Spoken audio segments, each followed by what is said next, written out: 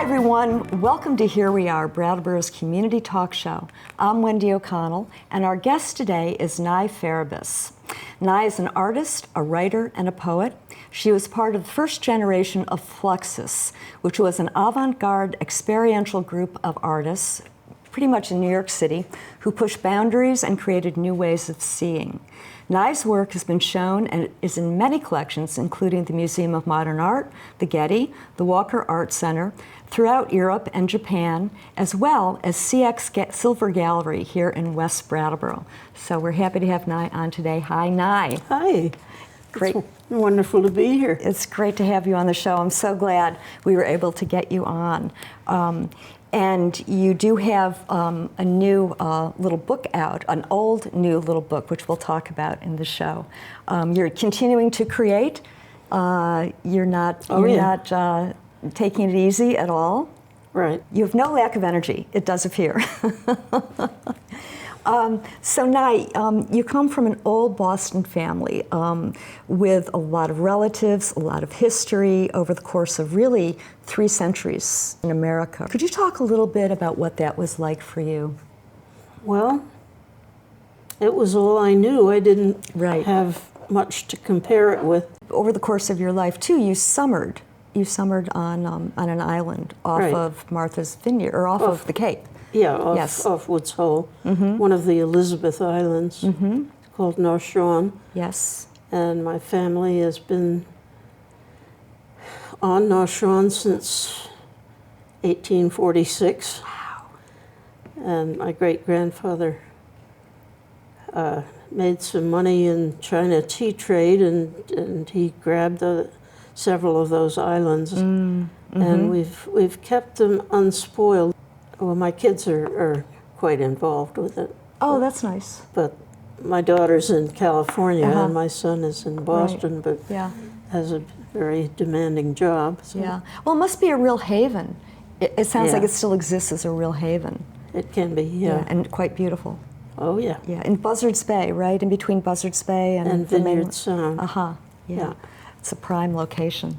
At some point, I was away in the summer, and I met Robert Frost's granddaughter, and she was wonderful. I really, Eleanor Francis, and I really looked up to her a lot. And she went to Putney School, and I thought, boy, I'm going there because of how she talked about it. You mean? Oh yeah. And just it was her charismatic personality that added to that, and I just really wanted to go there, and so I harassed my parents for over a year until finally they allowed me to go, and I went in the 9th grade, and it was life-changing. It was a panorama of so many things in the world that I had not ever heard about. Yeah. And I am so grateful that I was able to go there and open up my mind. Yes. And it also, we were living on a farm. That's what it is, a dairy farm. And so I was underneath cows and in the fields, harvesting potatoes, and weeding carrots. A very different experience for you from your upbringing. Oh, yeah. Yes. How did your parents feel about it? Well, first of all, Carmelita Hinton was the chair of the Progressive Party in Vermont at the time, and she had 2 children who were in China with what was going on then in the 40s. Yeah. And so my parents were a little askance about that. And then I started to get interested in boys. And that, I think, scared them too. So at some point they hauled me out of there and put me back in a nice girls' school that made me nuts. But actually, I had some very good teachers there, but it was not Putney. Right. And that was hard. At Putney, you were able to express yourself in a way that you hadn't realized before. Sure. Yeah. Oh, sure. Yeah.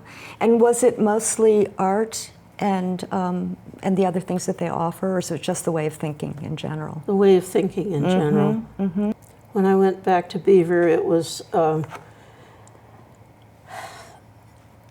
we didn't go outdoors if it was raining. And the girls were complaining about not being able to play tennis. And I'm saying, I was plucking chickens in freezing sleet. Yeah, yeah. Which they didn't know where to put that. Right. Was it at Putney School that you met your future husband-to-be, Jeffrey Hendricks? Mm-hmm. And he was a student there as well? Yes, he was a class ahead of me. Uh-huh. And so you left Putney and you reconnected at some point with him. With Jeff, yeah. Much later, after my first marriage, and I went back to school to finish. And the school I went back to wasn't Sarah Lawrence, where I'd started. It was School of General Studies at Columbia. Uh-huh. And I was for some reason, in the art library, and Jeff walked in, and he was doing his master's in art history. So you reconnected there? We reconnected, you did. Yeah. And was it at Sarah Lawrence or Columbia that you started taking classes with Joseph Campbell? That was Sarah Lawrence. He was well known as an author. Uh-huh. And he was co-author of A Skeleton Key to Finnegan's Wake. Oh, what a great title. Power of Myth. I think that was the big one for him, where that kind of, I remember that book, I think, from the 70s or 80s. Maybe it had been reissued, but all of a sudden, Joseph Campbell had reached his prime. Yeah. Yeah. What was he like? He was a wonderful storyteller. I'll and bet. As he put it, a recovering Catholic. Mm-hmm. He was from an Irish family, but had found his way in the world in other ways. Mm-hmm. And he just had a way of absorbing stories and giving them back with great panache. You know, that's an art. Oh, yes. You know, I mean, there's so much about storytelling these days, but there are people who are truly natural storytellers. Well, I think the Irish blood has something to do with it. I think you're right. Yeah. I think you're right. Yes, they were born with that. Robert Fitzgerald was also someone that you took classes with? He was a teacher of mine at Sarah Lawrence, and a wonderful poet who, now I'm saying he translated the Odyssey. Was it the Odyssey or the Iliad? It was the Odyssey, I'm pretty sure. Uh-huh. And it was a long time ago. Yeah. So is the Odyssey. That's true. But I've always been fascinated with the Trojan War and so forth. Yes. There are wonderful novels about it now. Can you say if those influenced you in your own work, your own art or writing? I wouldn't say Campbell did. He influenced my thinking. Yeah. Fitzgerald had us writing a long poem. At Sarah Lawrence, you don't do series of term papers, you do one big one in the course for the quarter. And so we had to write poems. You're off to college, you're able to express yourself, you know, you're finding ways of expressing yourself. What came after that? Is that when you reconnected with Jeffrey? And you were in New York City. And FLUXUS was getting close to happening, I believe. Yeah, well, Jeff was teaching at Douglas College, which at the time, it's now called Mason Gross College of the Arts, but it was at the time a women's division of Rutgers. Oh. And Jeff was teaching art history and art studio courses there. And he had some amazing colleagues, among them Alan Capro and Roy Lichtenstein and Was Oldenburg there then? no, No? no, we knew each other in the art world, going to shows and happenings and things. Yeah, yeah. But Jeff took me to a happening in the spring of 1961, and when we were recording, and it was fascinating. It was like a walk through an apartment house in a spring morning. And you'd hear bacon frying and somebody singing in a shower and clatter of milk bottles. Yeah. Things like that. It was in the air, and Yeah. Jeff was very interested and was wanting to move beyond abstract expressionism, which he had been doing. And it kind of petered out for him. And we both just plunged in and did things in other people's performances and our own and each other's. And a lot of installations and happenings, which actually the idea and the experience of happenings lasted quite a while. Like I remember them when I was a teenager, hearing about New York City happenings. And then the Cafe A Go-Go, was part of that scene. Yeah, Jeff and I did a reading there. Did you? We had started keeping notebooks. It started on long drives. If Jeff was driving and had an idea, I would write it down. And if I was driving and had an idea, he would write it down. And we kept these copybooks. And they, we got to about 6 volumes, I guess. Wow. And Adam Silver, bless his heart, said, "This has got to be in print." Well, it was never intended to be seen by anybody else. It was just our ideas as we went along. Right. And here we are putting it in print. Jeff, of course, has died, but I was just part of a book launch. Oh, that's so great. About a week ago. Yes, that's right. It was right on your birthday. And it was a book launch of these notebooks and journals, really, combination. Yes. Yeah. They must be wonderful. Well, some of it is pure drivel. It's big of you to admit that. Oh, absolutely. And some of it's wonderful. Yeah. And gosh, a lot of our work that things that how to put it, objects that we made, paintings that were painted, performances of various sorts, came out of those notebooks. Right, because they were the seeds, right, of so many things that you did. Yeah, that's a good way to put it. It's very exciting. Yeah. It's so wonderful because I think so many of us would wish that we had done that kind of thing.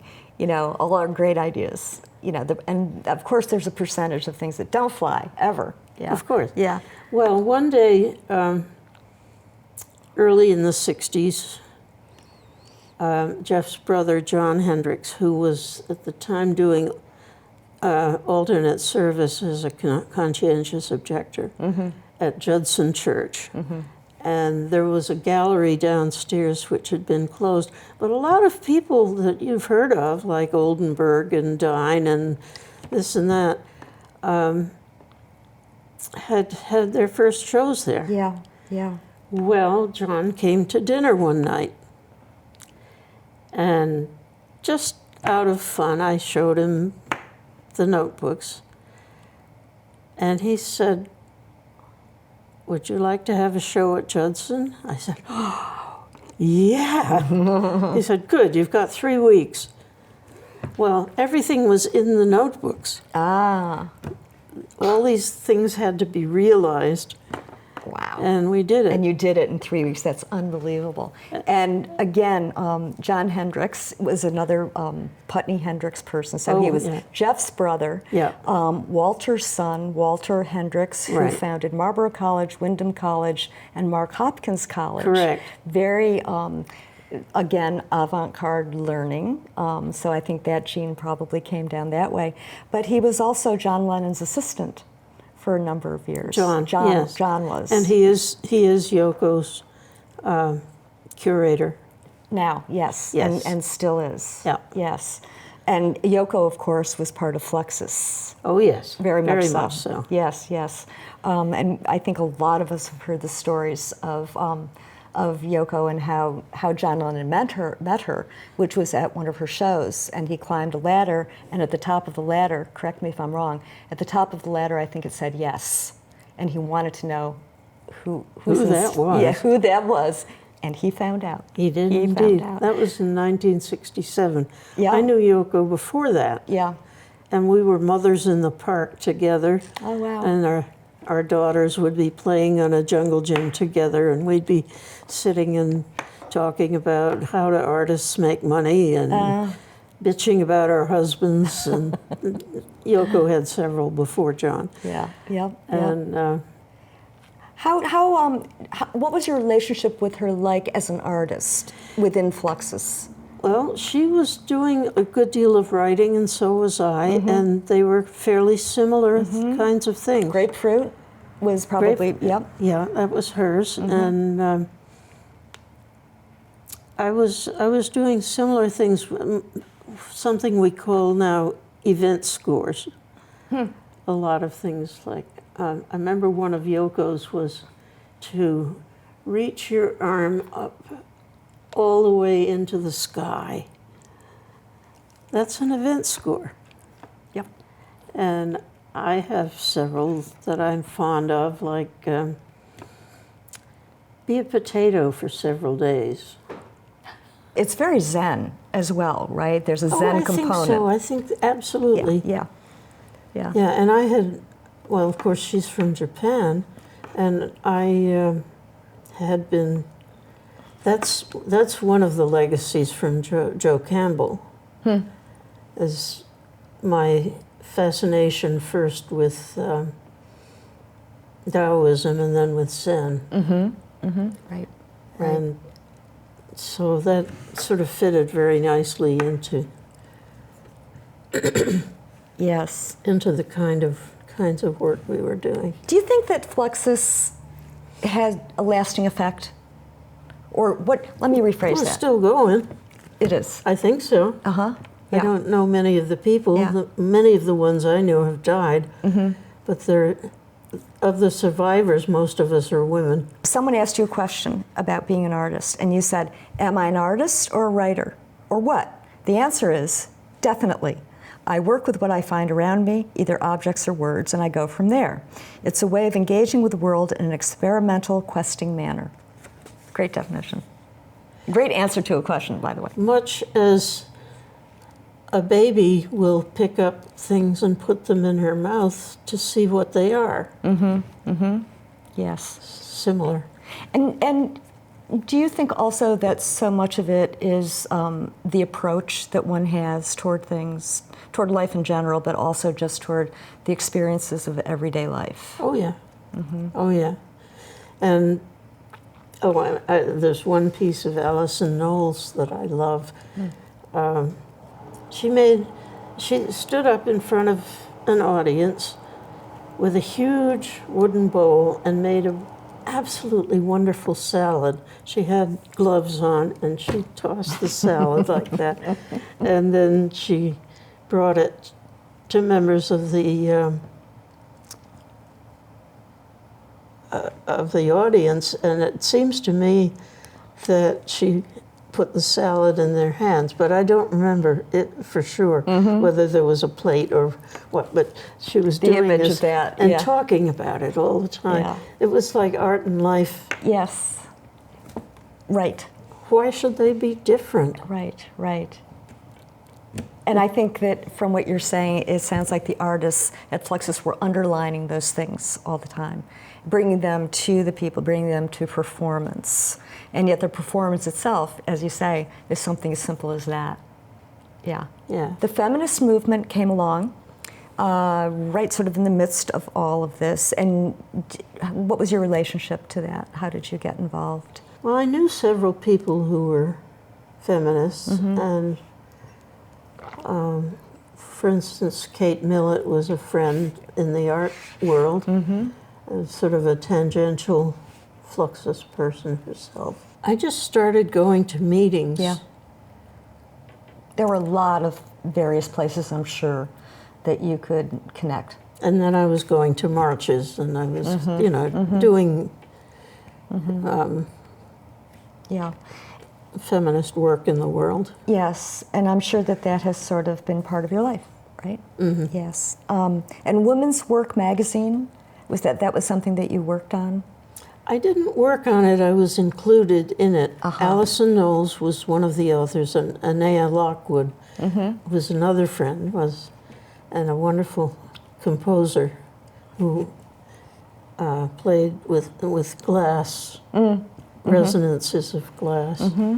You know, that's another piece also of the FLUXUS artists. There was a whole music piece. John Cage, for instance, was part of that as well. So in terms of performance, you kind of had all the bases covered, performance and expression. What a time. Yeah. What a time, Nye, to live through, you know, and to I experience. played poker with John Cage once. Did you? I did. How'd that go? It was a pleasant evening. Was he decent? Decent poker player? Oh, sure, he was a good player. Yep. I went on mushroom walks with him. Where? Around New York Central State. Park? Yeah. Well, not so much in the park, but out in Westchester and so forth. Foraging before it was a cool thing to do. Nye, in the last, actually, I don't know how many years, but you've been in connection with CX Silver Gallery in West Brattleboro, and that's Cy Shee and Adam Silver. And they have been amazing champions of your work. They really have. Yeah. It's astonishing. It came about through just very chance connections. And here we are. Here we are.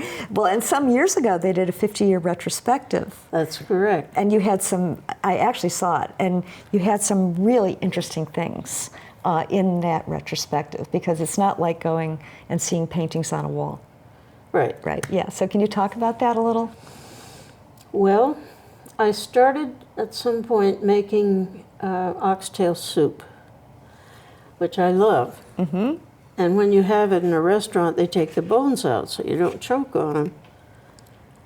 Well, when you make it at home, there they are in the bottom of the bowl when you finish the soup. And they started looking like critters and characters. And I started making pieces with those bones.